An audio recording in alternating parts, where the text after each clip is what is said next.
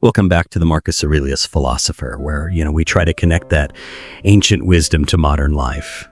Today, on the deep dive, we're tackling something that probably hits close to home for a lot of people after a relationship ends. The question: how a woman feels when she sees you've moved on. It's a natural thing to wonder about, right? Maybe you want validation, maybe you secretly hope they feel a bit of regret, but we're going to look at this through the lens of Stoicism, which, as you know, offers this incredible strength when things get emotionally messy. You might be wondering what she thinks, what she feels, but the Stoics, they kind of flip the script on that. Okay, let's unpack this. Yeah, it's fascinating how immediately the Stoic view just shifts the focus, doesn't it? Instead of getting tangled up in, how does she feel, which you can't control anyway, the deeper, more useful Stoic question is something like, does it really matter to you how she feels? Or does it matter how you live your life? And that's what this deep dive is about, exploring that difference, guiding you towards, clarity and inner strength, not bitterness, real peace. The kind Marcus Aurelius wrote about. That's such a powerful shift right from the start. It really pulls the focus back to you, to your own choices. Yeah. But let's be real, that initial gut reaction when things end, it's often miles away from being stoic. Oh, absolutely. And it's important we start there, acknowledge that very human impulse. Totally. Because in those moments of pain, there's often this little part of you, maybe the wounded part, that does secretly hope for a reaction. When you ask, how does she feel? Maybe what's underneath is, I hope she regrets leaving, or I hope she misses me, or even like, I hope she hurts like I hurt. It's superhuman, right? Comes from that place of being hurt, wanting some kind of cosmic balancing act. Exactly. And this is where Stoicism offers that vital course correction. Because honestly, that desire is mostly ego, not virtue. It's about seeking something outside yourself. Validation, maybe a feeling of winning, trying to even the score somehow. A Stoic, though, doesn't move on to be seen. They don't do it to get a reaction. He moves on to become. It's not a performance. It's about deep internal change, like Marcus Aurelius said, right? The best revenge is to be unlike him who caused the injury. So the real win for you is healing, growing strong inside without needing anyone else, especially her, to notice or approve. It's about mastering yourself. Okay, I get that logically. It makes sense. Shift the focus inward, focus on your growth. But man, when you're in the thick of it, emotions are raw. It's hard to truly believe her feelings don't matter. That gut instinct screams that her reaction does validate your progress somehow. How do Stoics actually, train themselves out of that instinct? That is the core challenge, isn't it? And the Stoic approach is, it takes practice, but it's powerful. Look, it's perfectly natural to wonder. She might feel confused. She might wonder how you moved on. Maybe she feels regret, maybe relief, maybe honestly nothing much at all. Your mind can spin trying to figure it out. Right. You can get lost in those possibilities. And here's the crucial Stoic pivot. That is not your concern. That's the hard part, isn't it? Because everything in our social conditioning, especially around relationships, tells us it is our concern. Her reaction feels tied to our success. And the way you reinforce it, connecting to that bigger Stoic picture, is through rigorous practice. You train yourself not to anchor your peace, your emotional state, to her reaction, or anyone else's really. Your stability comes from your values, your principles, your inner compass, not from outside approval, not from someone else's feelings, however intense they might be. Think about it like this. You get up each morning to elevate yourself, right? To build your character, pursue your goals, live virtuously. You don't get up to try and affect her or, manage her emotions. And this points to something Marcus Aurelius would push: self-reflection. Ask yourself, if your peace depends on her being upset or her regretting things, are you really free? Or are you still effectively chained to her shadow, still letting her control your inner world? True freedom is walking away without the need to be followed. It's about emotional independence, cutting those invisible ties. Wow, chained to her shadow. That really paints a picture. How focusing outward keeps you stuck, even when you think you're moving. Okay, so that brings up a key question then. Why must you move on? What's the driving force, the Stoic imperative here?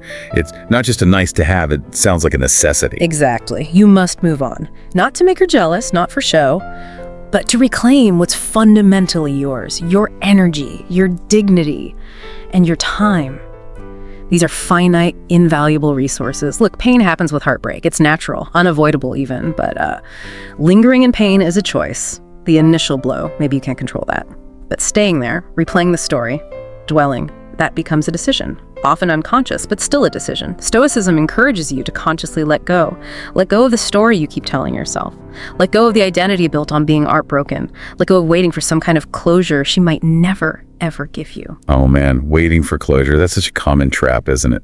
Believing you need that one last talk, that apology, that explanation to finally move forward. People can wait years. Precisely. It's looking outside for something that has to happen inside. It keeps you in limbo. And Marcus Aurelius hits this hard. Don't waste what remains of your life in speculating about others. Simple as that. Instead, use that energy, use what time remains to build a better man, to build a better you. That's the core reason. Your life, your growth, your peace. Too precious to waste dwelling on what you can't control in someone else. It's about redirecting that energy back to yourself. Self-respect, really. Okay, so if true moving on is this internal thing, this deep shift, how do you actually know you're there? What's the stoic signpost? Because, you see it all the time online, the look how happy I am posts, the quick rebound relationship.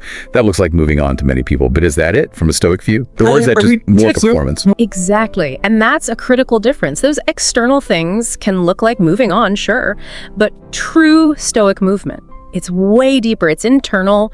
It's not actually about the outside stuff at all. Not about dating someone new just to show you can or pretending you don't care. It's a shift you feel inside.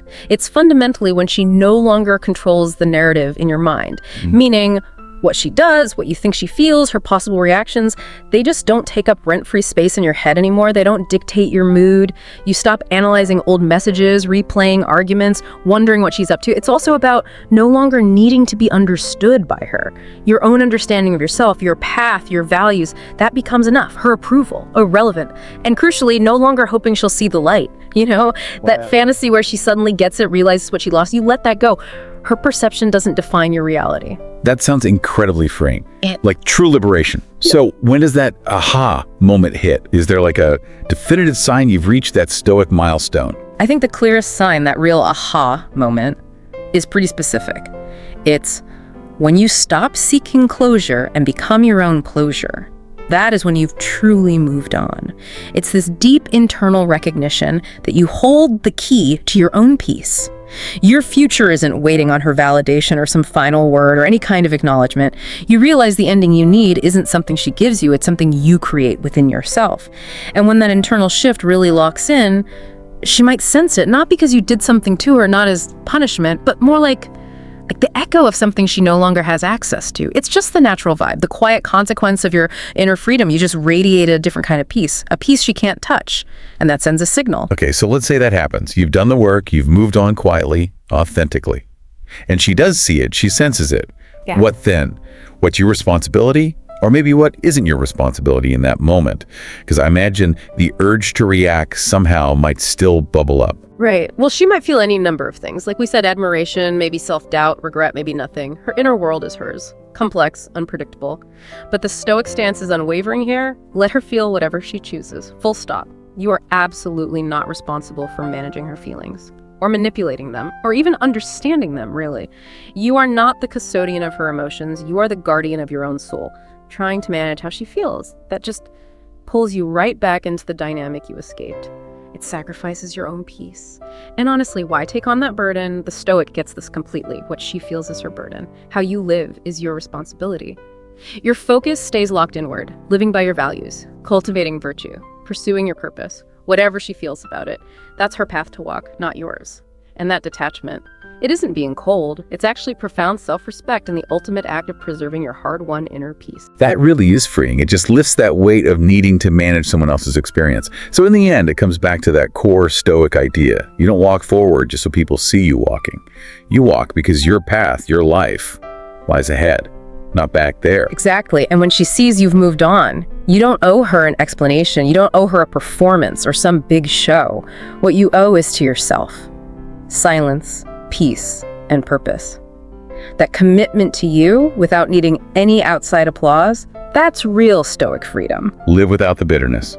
Love without the regret hanging over you. Yeah. And just walk forward quietly, completely unshakably. That feels like true progress, real self-respect. Which brings us to maybe a final thought for you to really sit with. Peace isn't found in controlling how others feel about you or even knowing how they feel. It's found in how little their feelings actually matter to your own state of mind.